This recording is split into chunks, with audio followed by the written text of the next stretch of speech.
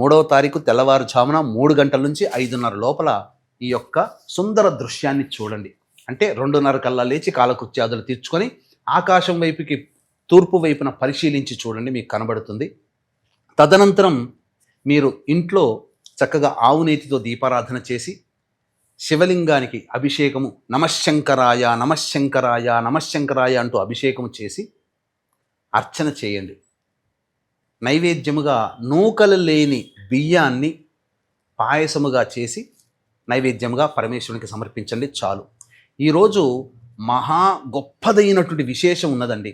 మనకు సాధారణంగా ముక్కోటి ఏకాదశి రోజున ఉత్తర ద్వారం గుండా విష్ణుని ఏ విధంగానైతే దర్శించుకుంటామో అదేవిధంగా ఉత్తర ద్వారం గుండా ఈశ్వరుని దర్శించుకునే, శివలింగాన్ని దర్శించుకునే మహాభాగ్యము ఈ ఒక్క శివముక్కోటి రోజునే మనకు కలుగుతుందంటే అతిశయోక్తి కాదు. ఎంత మహిమాన్వితమైనటువంటిదండి. శివకేశవుల్ని ఉత్తర ద్వారం గుండా దర్శించుకునే భాగ్యము ఈ యొక్క ధనుర్మాసంలోనే కలుగుతుంది అంటే అంత మహత్యం ఈ ధనుర్మాసానికి ఉంది. కాబట్టి జనవరి 3వ తారీఖు రోజున వచ్చేటువంటి శివముక్కోటి రోజున ఎవ్వరు కూడా మిస్ కాకండి. ఈ రోజున ఏ సమస్యలతో బాధపడుతున్నటువంటి వాళ్ళు ఎటువంటి విధానాలతో అర్చన అభిషేకాదులు జరుపుకోవాలో సవివరంగా మీకు తెలియజేసే ప్రయత్నం చేస్తాను. వీక్షించేటువంటి ప్రేక్షకులకి గమనిక, ఈ యొక్క శివముక్కోటి సందర్భంగా జనవరి 3వ తారీఖు రోజున మన పీఠం ఆధ్వర్యంలో శ్రీశైల క్షేత్రంలో కానీ శ్రీకాళహస్తి క్షేత్రంలో కానీ ఈ 2026వ సంవత్సరం అంతా కూడా మీకు శుభం కలగాలి, అన్నింటా మీకు జయం కలగాలి, మీ సంకల్పం నెరవేరాలి, ముఖ్యంగా నవగ్రహాలు సంపూర్ణంగా అనుకూలించాలి అనే సదుద్దేశముతో సర్వదోష నివారణ పూజల హోమాలలో భాగంగా నవగ్రహ పాశుపత హోమము, అనారోగ్యం కోసం మృత్యుంజయ హోమము, శాంతి కోసం రుద్ర హోమము, అలాగే ఆటంకాల నివారణ కోసం లక్ష్మీ గణపతి హోమము, వివాహం కాని అబ్బాయిలకి అమ్మాయిలకి మరియు దాంపత్య సమస్యలకి హోమాదులు, అలాగే శత్రుబాధ నరఘోష కోర్టు సమస్యల నివారణకి సుదర్శన మూలమంత్ర హోమము, కాలభైరవ హోమము, ముఖ్యంగా మేష మిథున కర్కాటక సింహ కన్య వృశ్చిక ధనస్సు కుంభమీన రాశుల్లో జన్మించినటువంటి వారికి శనిదోష నివారణకై శనీశ్వర హోమం అనేటువంటిది ఈ యొక్క జనవరి 3వ తారీఖు రోజున శ్రీశైలంలో కానీ శ్రీకాళహస్తిలో కానీ జరిపించడం జరుగుతుంది. అవకాశం ఉన్న వాళ్ళు స్క్రీన్పై కనిపిస్తున్న నెంబర్కి కాంటాక్ట్ చేసి మీ గోత్రనామాదులు నమోదు చేసుకోవచ్చు. ఇందులో నమోదు చేసుకున్నటువంటి వాళ్ళకి శక్తిపాతము చేసినటువంటి కరుంగలి మాల ఇవ్వడం జరుగుతుంది. ఇక ఏ సమస్యలకి ఏ విధంగా చేయాలనేటువంటిది క్లుప్తంగా మీకు తెలియజేస్తాను. ఈ రోజున ఉద్యోగ సమస్యలతో బాధపడేటువంటి వాళ్ళు చెరుకు రసంతో కానీ బెల్లం నీటితో కానీ ఈశ్వరునికి అభిషేకము జరిపించి ఎర్ర జిల్లేడు పుష్పాలతో అర్చన చేయాలి. H1B వీసా సమస్యలు కూడా తగ్గుముఖం పడతాయి. ఇక వివాహ సమస్యలతో బాధపడేటువంటి వాళ్ళు, దాంపత్య సమస్యలతో బాధపడేటువంటి వాళ్ళు ఖండ చక్కెర లేదా మిశ్రి అంటారు, వాటిని పొడి చేసి ఆ పొడిని నీటిలో వేసి ఆ నీటితో ఈశ్వరునికి అభిషేకం చేయడం, గన్నేరు పుష్పాలు లేదా మల్లె పుష్పాలతో అర్చన చేయడం. అలాగే గత జన్మ కర్మదోషాల వలనే ఈ జన్మల్లో మన సమస్యలు ఎదుర్కొంటున్నాం. ఈ సమస్యల నివారణకి గత జన్మ కర్మదోషాలు తొలగిపోవడం కోసమై ఆవ నూనెతో ఈశ్వరుడికి అభిషేకము జరిపించి తుమ్మి పుష్పాలతో అర్చన చేయండి వీలైతే, లేదా మారేడు దళాలతో అర్చన చేయవచ్చు. ఇక ఆర్థికపరమైన సమస్యలు, వ్యాపారాభివృద్ధి కావాలి, వ్యాపార విస్తరణ కావాలి, రాని బాకీలు వసూలు కావాలి అనే సదుద్దేశముతో విభూతి కలిపిన నీటితో ఈశ్వరునికి అభిషేకం జరిపించి మారేడు పుష్పాలతో అర్చన చేయండి. ఒక్క మారేడు పుష్పముతో మనం అర్చిస్తే 1,00,000 బంగారు పుష్పాలతో అర్చించిన పుణ్య ఫలితం కలుగుతుందని శివపురాణమే చెప్పబడి ఉంది.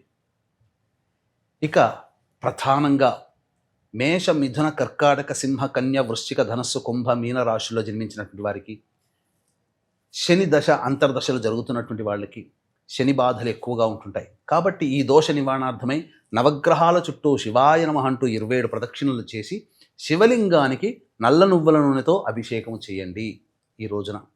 అలాగే నీలిరంగు శంకు పుష్పాలతో కానీ నీలిరంగు చామంతి పుష్పాలతో కానీ అర్చన చేయండి, లేదా బిల్వ దళంతో అర్చన చేయండి, మారేడు దళంతో అర్చన చేయండి చాలు.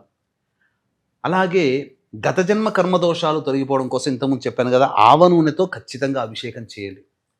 సమస్త విధమైనటువంటి కష్టాలు తొలగిపోవాలి అనేటువంటి ఉద్దేశంతో గరికను నీటిలో వేసి ఆ గరిక నీటితో అభిషేకం చేయండి. తెల్ల జిల్లేడు పుష్పాలతో అర్చన చేయండి. ఈ విధంగా సమస్యలు ఉన్నటువంటి వాళ్ళు చెప్పినటువంటి ద్రవ్యాలతో అభిషేకం చేయండి. ముఖ్యంగా ఈ రోజున గంజి వార్చినటువంటి అన్నముతో, గోరువెచ్చగా ఉండాలి అన్నముతో ఈశ్వరునికి అభిషేకం చేయవచ్చు. లేదా ఆ గంజి వార్చిన అన్నానికి తేనెను కలిపి శివలింగముగా తయారు చేసి ఆ శివలింగానికి చక్కగా ఆవు నేతిని అద్ది అప్పుడు అభిషేకం చేయండి. మారేడు దళాలతో అర్చన చేయండి. ఈ విధంగా చేసినట్లయితే సకలమైనటువంటి మనోభీష్టాలు తొలగి సకలమైన మనోభీష్టాలు నెరవేరుతాయి. సకల కష్టాలు తొలగి మనోభీష్టాలు నెరవేరుతాయి.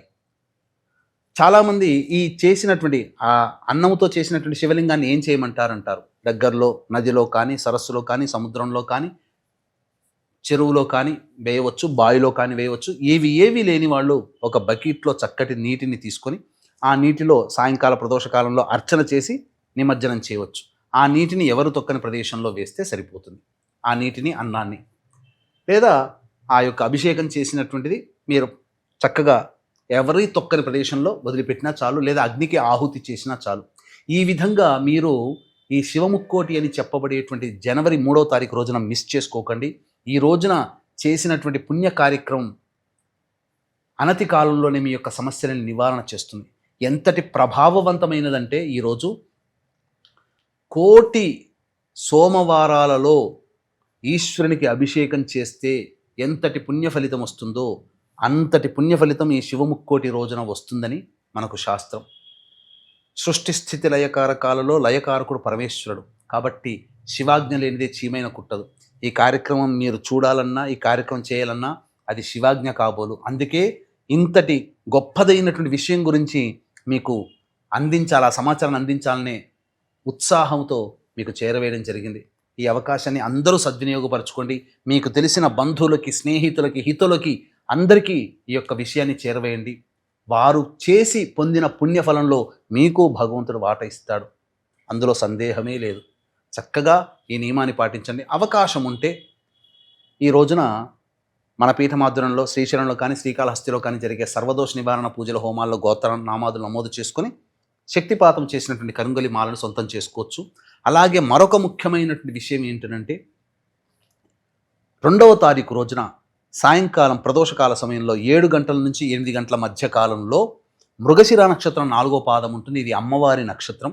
ఆ రోజున శివాలయానికి చేరుకొని పరమేశ్వరునికి నమస్కారం చేసుకొని, అమ్మవారికి నమస్కారం చేసుకొని, నీ యొక్క అనుగ్రహం వల్లనే నేను ఈ రోజున దర్శించుకున్నాను, అలాగే రేపటి రోజున నీకు సేవ చేసుకునే భాగ్యాన్ని కల్పించు మహానుభావ. నీ ఇచ్ఛాశక్తి, నీ క్రియాశక్తి, నీ జ్ఞానశక్తి వల్ల నాకున్నటువంటి సమస్త బాధలు తొలగిపోవాలి, నాకున్నటువంటి సమస్త కోరికలు నెరవేరాలి అనే ఉద్దేశంతో ఈశ్వరునికి అర్చన, అమ్మవారికి కుంకుమార్చన జరిపించుకొని ఇంటికి వచ్చేయండి. ఆ రోజంతా శివముక్కోటి అని చెప్పుకోబడేటువంటి 3వ తారీఖు రోజున బ్రహ్మచర్య వ్రతాన్ని ఆచరించండి. దాంపత్యం పనికిరాదు, మాంసాహారం పనికిరాదు, ధూమపానం పనికిరాదు, అలాగే మైథునం పనికిరాదు, మద్యపానం కూడా పనికిరాదు. చక్కగా ఆ రోజున అందరినీ సంతోషపెట్టండి, ఎవరిని బాధ పెట్టకండి. ఈ విధంగా చేసినటువంటి వాళ్ళకి పరమేశ్వరుడు సర్వదా తోడై ఉండి మీ సంకల్పాలని దగ్గరుండి నెరవేరుస్తాడు అని చెప్పడంలో ఏమాత్రం సందేహం లేదని చెప్తూ సర్వం శ్రీ ఉమామహేశ్వర పరబ్రహ్మార్పణమస్తు.